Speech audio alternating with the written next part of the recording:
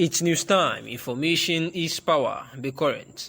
The news headline: Buhari remove Mohammed from office. The news in full. In another report, a prominent leader of the APC, who happens to be a former commissioner for information, culture and tourism in Niger, Jonathan Vatsa, called for Mohammed's immediate sack.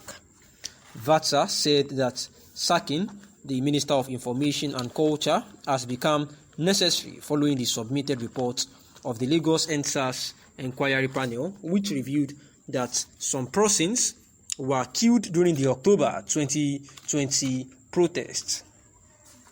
The Niger APC stalwart and leader said that President Muhammadu Buhari needs to remove Lai Mohammed from office in order to redeem the reputation of this administration, where they said that Lai Mohammed had actually,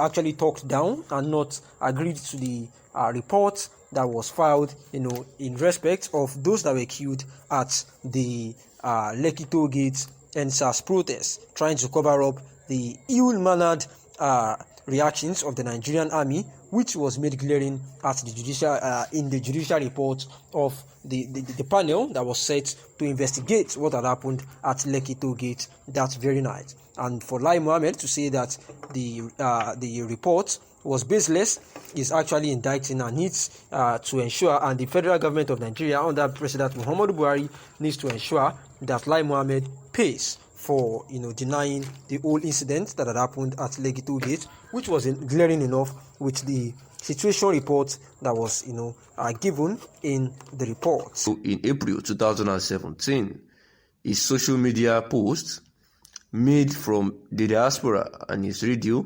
Biafra broadcast outraged the federal government of Nigeria, which they said encouraged attacks on security forces. Kanu's trial has actually now been postponed till November 10, 2021. Of some, especially who manage to hold on to power, is to try to hold others down as if it is the way to achieve their own progress. It is a suffocating and frustrating scenario. Excellence is sacrificed on the altar of mediocrity. People are not promoted in the public sphere on the basis of what they know, but who they know or where they come from. Having said that, I have often read with utter amazement people who try to malign and paint those advocating for Biafra as evil or fraudsters. This is most unfortunate and is often informed on mere hate. The truth is that Biafra advocates are simply those fed up with the Nigerian system and, most importantly, the marginalization of the Igbo, real or perceived. It is therefore uncharitable to say that they are fraudulent. It is ridiculous that while most people will agree that Nigeria is not working, they will in another breath begin to cast aspersions on those who say they want out because the country is not working for them, which is basically what Biafra is about. Here is probably the only place in the world where people call white black and black white because they can't bear to admit the truth. Another unfortunate falsehood is the idea that Igbo wants Biafra so that they will dominate other groups that fall within the area that once constituted Biafra. This is another mischievous attempt to paint the Igbo in bad light. While some of those who advocate for Biafra have continued to draw their map to include former Eastern region, some of us continue to insist that should there be Biafra, it ought to be an exclusively Igbo affair, and in any case, those who often make the hate-informed arguments about Igbo wanting to annex other groups ignore the fact that there are also people in those groups who are asking for Biafra. And at the same time, they ignore the fact that even the Biafra advocates who draw this wide map have often insisted that everyone reserves the right to opt in or opt out. In the final analysis, my point is that while all of us may not agree that Biafra is the solution, it is hypocrisy to pretend not to understand the point those who argue for Biafra are making. You read all manner of hate comments about the Igbo and people who call for Biafra, and you wonder where such is coming from. To summarize, if you ask me to choose between Biafra and the status quo in Nigeria, I would not hesitate to choose the former, because Nigeria, as it poses serious threats to my very existence and the continued survival of my people and their way of life. But of course, I sincerely believe that restructuring, or what we have come to know as true federalism, would be the best for everyone.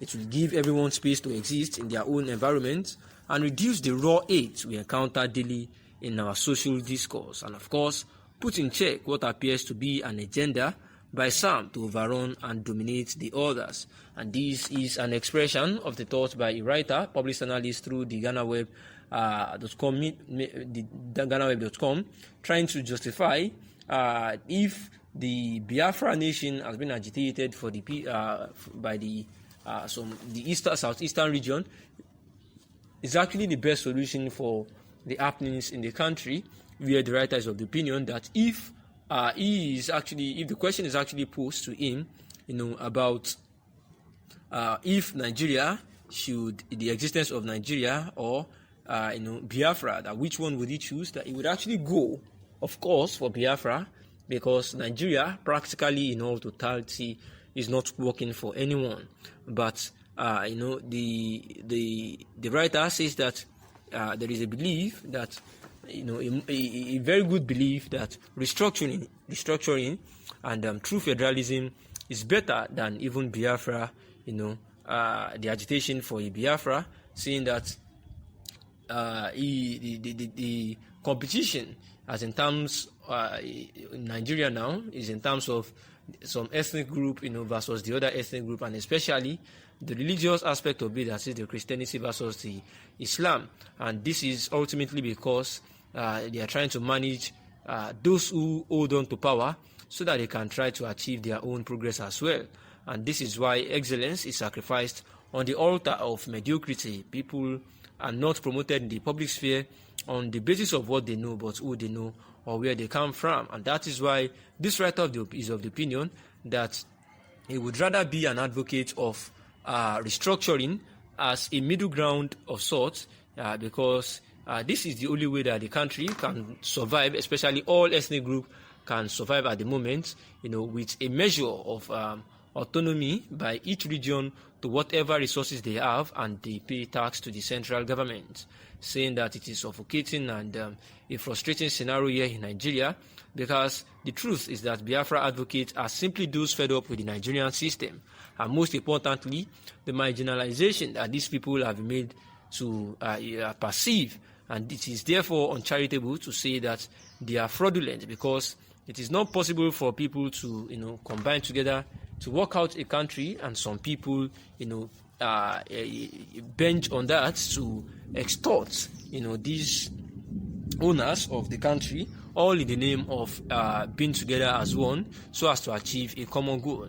The writer has also said that those that are saying that the Igbo wants Biafra so that they can dominate other groups that fall within the area that they once constituted Biafra, that all these things are mischievous attempts to paint